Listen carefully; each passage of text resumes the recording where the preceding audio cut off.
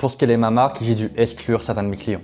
Ouais, je sais, ça paraît paradoxal, mais en fait, le problème qui se pose dans la plupart des marques, quand tu regardes un peu de plus près, c'est qu'elles vont vendre à monsieur et madame tout le monde. Ou alors, même si elles ne le veulent pas, elles finissent quand même par le faire. Il n'y a qu'une façon de le savoir, c'est quand tu vas voir un peu les commentaires, quand tu vas voir un peu les requêtes en SAV, etc. et que les gens te réclament des réductions, des promotions, etc. Tu sais qu'en fait, ta publicité, ton audience, elle est orientée vers les mauvaises personnes. Et c'est là justement que tu te rends compte que ta marque est basée sur une mauvaise structure et un mauvais positionnement. Donc comment je suis passé de 30 000 à 300 000 euros par mois? C'est tout simple, j'ai dû retravailler la structure et les fondations de ma marque. J'ai dû arrêter de vendre à monsieur et madame tout le monde et de vouloir être sélectif. Et comment ça se passe? Ça se passe par un positionnement qui va repousser, qui va recaler les personnes qui ne sont pas réellement alignées avec mes valeurs et ce que je partage. Et ça peut passer que par une offre, un pricing, une expérience clientèle, une distrib qui est maîtrisée, mais aussi à travers un branding et une image de marque qui est complètement maîtrisée. Si tu n'as pas tous ces points qui sont alignés, qu'est-ce qui va se passer? Eh bien, ça va être flou, ça va être générique et tu vas commencer par attirer des personnes qui vont gratter. Des gens qui vont être là que pour les promotions, les réductions, qui vont attendre le Black Friday, qui vont attendre que tu baisses tes prix, qui vont attendre l'email qui te propose la fameuse réduction.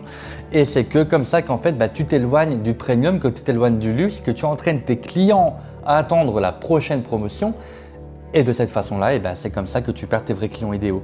Ceux qui sont prêts à mettre le prix, ceux qui sont prêts à défendre ta marque corps et âme, même quand tu auras des haters dans les commentaires pour te dézinguer. Donc, à partir du moment où tu commences à t'épuiser à courir après tes clients, que tu commences à t'épuiser à te justifier, à rassurer, à mettre tout un tas de blogs sur ton site avec des vidéos, des feedbacks clients, etc. Je dis pas que c'est pas bien, mais en tout cas, ça peut parfois diluer le positionnement de ta marque si tu te surjustifies, si tu te sur-rassures tes clients. C'est comme ça que justement tu dilues ta puissance pour attirer des clients qui vont gratter, ces espèces de rats finalement quelque part qui vont vouloir absolument tout à bas prix alors que tu pourrais vendre auprès de tes vrais clients, ceux qui vraiment sont prêts à claquer 10 à 100 fois plus que le prix auquel tu vends. J'ai accompagné des marques pour leur faire passer leurs produits de 40-50 euros jusqu'à 500 euros.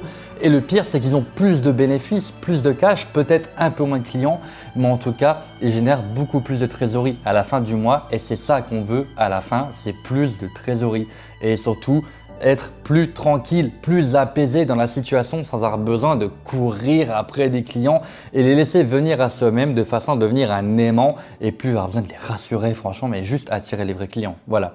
Si ça te parle, tu le dis, on en discute toi et moi.